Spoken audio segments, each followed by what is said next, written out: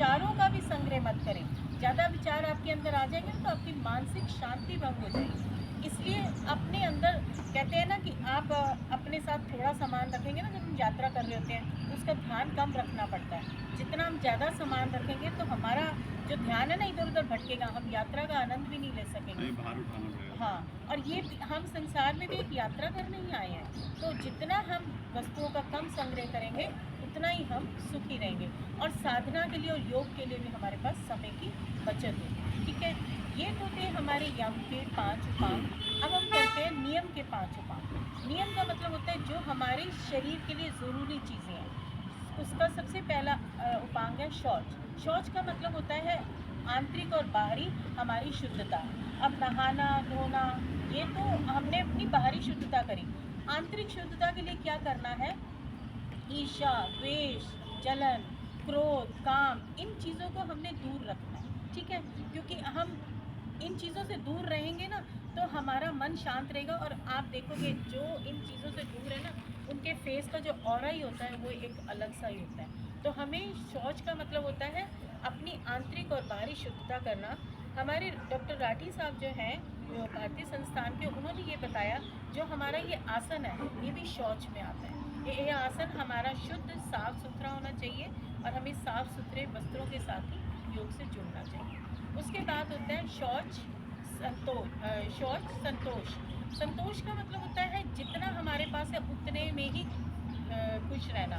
क्योंकि जितना हम और ज़्यादा चीज़ों को अपने पास लाने का सोचेंगे ना उतना ही अशांति हमारे मन में आती है। कहते हैं ना जो आए संतोष धन तो सब धन बुरी समान। यानी जब आपके मन में संतोष आ गया ना तो आपको ये बाहरी वस्तुएं जो है ना वो बेकार लगेंगी। ठीक है, अपने मन को अंतर्मुखी करिए और संतोषी रहिए।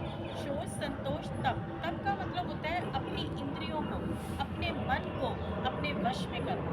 अब जितने भी इतिहास में आपने लोगों को देखा होगा, जितने भी इतने प्रसिद्ध लोग हुए, उन्होंने जरूरी नहीं है कि जाके पहाड़ों पर या कहीं तपस्या करी, उन्होंने अपनी इंद्रियों को वश में किया।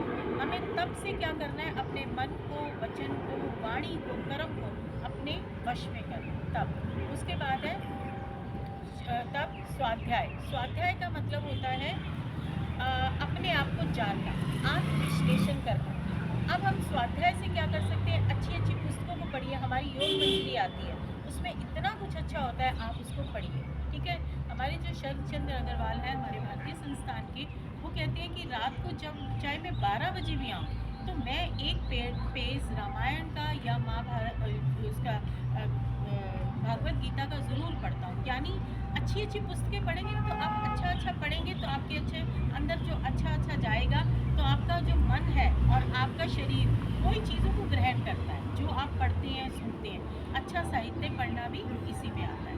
उसके बाद होता है ईश्वर प्रणिधान, जो सबसे महत्वपूर्ण अंग है। आप जो भी कर रहे हैं ईश्वर को समर्पित करते जाएं। कभी आप ये मत सोचें कि ये मेरा है। अगर आप ईश्वर को समर्पित करके चलेंगे तो कभी भी आप जीवन में गलती नहीं करेंगे। आप हर समय अलर्ट रहेंगे कि मैं जो कर रहा हूँ वो ईश्वर देख रहा है, तो कभी भी आप गलत कार्य नहीं करेंगे। इसलिए जो भी आप करें ईश्वर को समर्पित करके करें और ये सोचें कि और मन में ये सोचें कार्य करने से पहले कि हे ईश्वर आप मेरे साथ रहना, मैं कोई गलत कार्य ना करूँ। तो ये सब यम और नियम हैं। योग में जुड़ने के साथ साथ इन नियमों का पालन बहुत ही ज़रूरी है। धन्यवाद।